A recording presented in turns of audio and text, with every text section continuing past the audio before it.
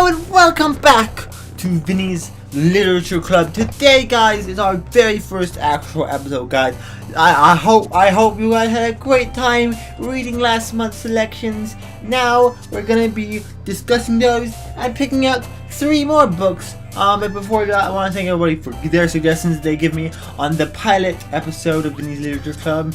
I really wanted to use some of them, but unfortunately, I thought I had one of them that I was gonna do, but it's not any of the bookshelves. So I don't know. It may be somewhere in our book collection. Who knows? But anyway, in the meantime, instead, we are just going to be doing 3 other books. So I apologize for not taking any requests specifically, but please be sure to let me know what books you would like me to choose for next month in the comment section below, if you haven't already. I am wanting to get some more novels, so if anyone knows some more grown-up novels, like I was thinking about reading Ready Player One, the book, but then I thought maybe it's not good, so I didn't do it. But maybe I'll do that. If you guys have any novel suggestions, specifically is the ones I'm kind of wanting at this point. But yeah, that's just that is a thing that you can let me know about. Anyway, let's get to discussing this past month's suggestions. So, since it was March, the first book, of course, was Super Mario, which I couldn't find the book. That was the only physical book that I had, and I can't find it. But I really enjoyed that book. It was a really well written history of Nintendo.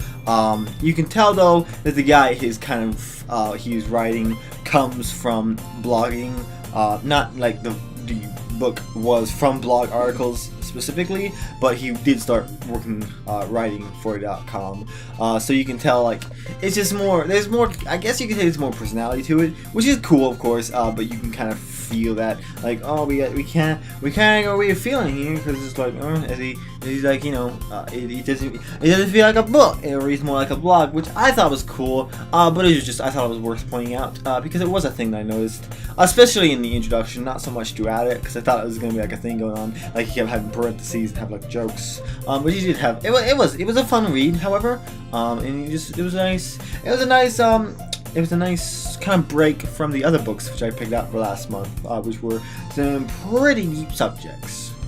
So the second book that we were reading last month was, of course, what was it? Oh yeah, it was The Not So Wild West, which is basically this book about anarcho-capitalism in the old Western days. So the book, of course, wasn't actually as much of a book, I found out, as it was more of I guess you call it a research paper, which was an interesting read. Wasn't very long, but it was kind of interesting nonetheless, and I enjoyed it personally. Not everyone's cup of tea, so I will not blame you if you didn't read it. It was just one that I want to have an excuse to read. I think I didn't rate Mario. Hang on, go back to Mario. 4.5 out of 5 stars. I want to just give it 5 stars, but that would imply it's the best book ever. Maybe, I don't know. Screw it, just give it 5 out of 5 stars. I can't criticize books at this point. I'm not that smart. I'm sorry. And Not So Wild West, I think I would give it a maybe 3.54. We'll go 4 out of 5 stars. It was an interesting read. It was well put together. But like I said, it was more of a research paper. Last but not least was Evidence of Harm, a book basically about GMOs. Now, I know I said last time that this book kind of came with the approach of we're just standing in a neutral stance and just looking at the evidence.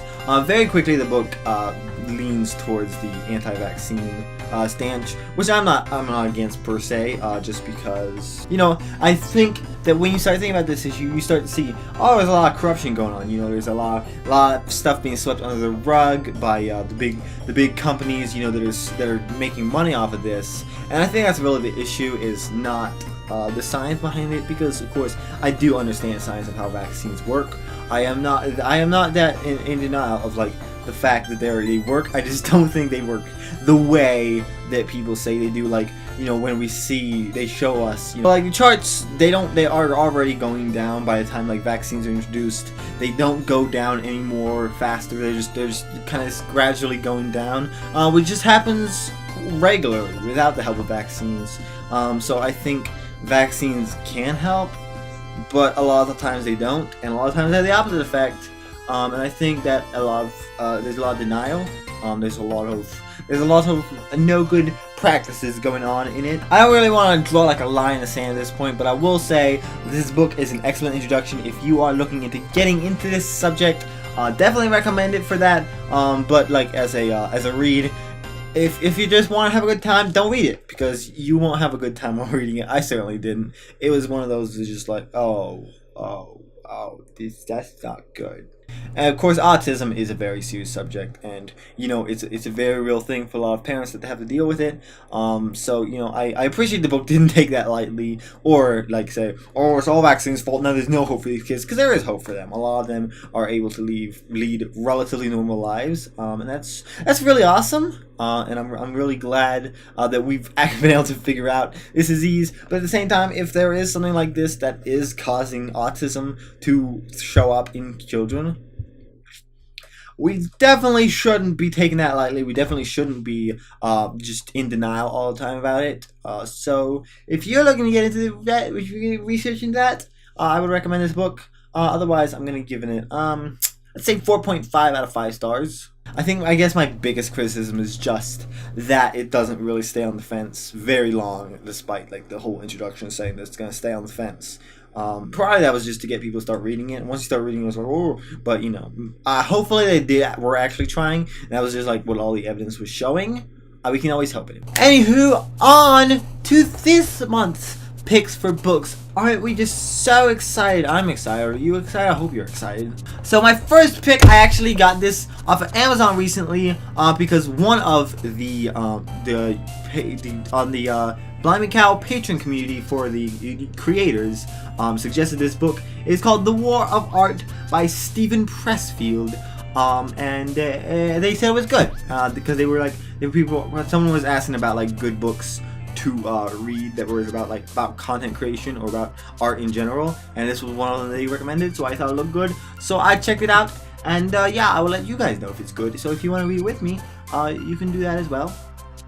Hey guys, just want to let you know, I started reading this book and I found out there's actually a lot of swears in it, so if you're bothered by that kind of thing, or if you're a little kid, don't read this book. Just want to let you know before you read it. If not, anyway, bye! Our next book we're going to be reading is by Paul Zier, Inventing Iron Man. He also wrote a book called Becoming Batman, but this one's more, I thought this one looks cooler. Actually, I think Luke got it for Joe for Christmas, if I remember correctly. So it's basically, this book is about the technology of Iron Man, and is it possible? How close are we to creating an Iron Man suit, inventing Iron Man, I guess you could say. So I understand it. Joe said it was really well done. Luke said it was pretty well written. Yeah, I'm looking forward to reading this book as well. I think it'll be a fun read. It'll be very interesting to see about, and yeah. It's one that it's my monthly recommendation, so check it out. Alright, last but certainly not least, I actually decided to pick out an actual novel. Now, I was going to read The Wizard of Oz, the first one, because it was suggested by one of our viewers. I'll put that comment right here, but I couldn't find it. I couldn't find it anywhere, so I'm sorry. But we're going to be reading The Printer of Udels. So this book is by Harold Bell Wright, who's written a lot of he's written a lot of really good novels.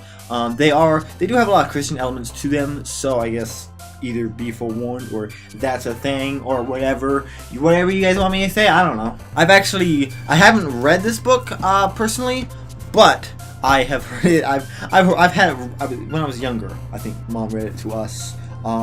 So yeah, I remember it being really good. I'm looking forward to getting back into it and seeing for myself, after all this time, how good it actually is. So that'll be fun. So that's my monthly recommendations. So if you guys want to, be sure to check these books out, and you can read along with me and let me know what you think of them next month, as well as if you read the books that we picked out last month. Let me know what you thought of them in the comment section below. I personally think these ones are gonna be a lot more fun. To be honest, I'm gonna try to pick out more fun books, because I was wanting like have this as an excuse to research, but then people like kind of showed some interest in it, so it was like, hey, let's make this fun for everybody. So yeah, these are my recommendations for this month, and I will see you guys the first Wednesday of May with the next episode of Vinnie's Literature Club. We'll have a good time. So yeah, Vinnie's tip of the day. The first step to being yourself it's not to deny what everyone says about you. It's to move on from your past. You know, sometimes you just gotta realize that, hey, you know what? I can't change who I am. Because I have been made by my circumstances and by the places I've been, and there's no changing that. And you know what? That's not a bad thing. You know, life's not about starting over. Life's about moving forward. So let us now move forward into April, please. Thank you.